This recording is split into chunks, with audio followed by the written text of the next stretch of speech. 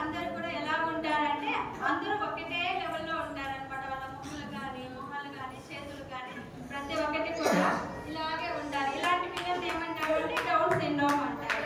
1866వ సంవత్సరంలో John Langdon down అనే ఆయన ఈ డౌన్ సిండ్రోమ్ గురించి కనుక్కున్నారనమాట. ఇది జన్యుపరమైన రుగ్మత. ఇది డౌన్ సిండ్రోమ్ డేగా మార్చి 21వ తేదీన జరుపుకుంటాము. ఈ రుగ్మతతో పుట్టిన పిల్లలకి ఎక్కువగా థైరాయిడ్ సమస్యలు ఉంటాయి, హార్ట్ సమస్యలు ఉంటాయి, వినికిడి లోపము ఇలాంటి సమస్యలతో ఎక్కువగా పుడుతూ ఉంటాయి. ఒక విధంగా ఆలోచిస్తే వీళ్ళని దీంట్లో 3 టైప్స్ ఉంటాయి. ట్రైజోమీ 21 అని, మొజాయిక్ డౌన్ సిండ్రోమ్ అని, ట్రాన్స్లోకేషన్ డౌన్ సిండ్రోమ్ అని 3 టైప్స్ ఉంటాయన్నమాట. మనకి డౌన్ సిండ్రోమ్ గురించి ట్రైజోమీ 21 అంటాము. ట్రైజోమీ 21 అంటే మనకి 23 పేర్స్లో 21వ క్రోమోజోమ్కి అదనంగా ఒక క్రోమోజోమ్ యాడ్ అయినప్పుడు మాత్రమే ఇలాంటి డౌన్ సిండ్రోమ్ పిల్లలు ఉంటారు. వీళ్ళు 1000 మందిలో ఒకరికి పుట్టే అవకాశం ఎక్కువగా ఉంటుంది.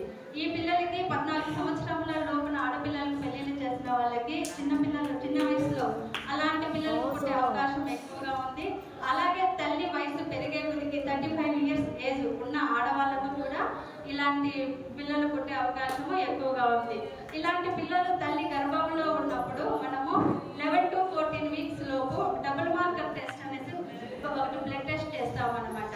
ఆ టెస్ట్ చేసినప్పుడు మనకి ఇలాంటి పిల్లలు ఎలా ఉన్నారు, లోపల బేబీ డౌన్ సిండ్రోమ్ ఉందా, నార్మల్ అబ్నార్మల్ అనేది తెలుసుకునే అవకాశం ఉంది. యాక్టివ్గా రెస్పాండ్ అవుతుంది. అమ్మాయిలు ఇక్కడ మనకి 3 ఉన్నారు, అబ్బాయిలు 3 ఉన్నారు. సో ప్రతి ఒక్కరిలోనూ ఎంతో విశేషత ఉంది. నిజంగా నేను నార్మల్ పిల్లలకి వీళ్ళు ఎంతో కంపేర్ చేస్తారు వాళ్ళకి ఇది. కానీ వీళ్ళు చాలా మంచి ఇన్నోసెన్స్, అంటే అమాయకత్వమే వీళ్ళ లింగ స్థితిని పెంచడానికి డెవలప్ చేయడానికి కూడా చాలా ఒక మంచి అవకాశంగా అనిపిస్తుంది. వెన్నెల కూడా ఫస్ట్ వచ్చినప్పుడు చాలా నీట్గా ఉంటుంది, కానీ ఇప్పుడు వెన్నెల కూడా చాలా చురుగ్గా ఉంది. అదేవిధంగా ఇప్పుడు యోగా కూడా చేస్తున్నారు. యోగాలో, డ్యాన్స్లో, యాక్టివిటీస్లో, ఇంటి పనుల్లో.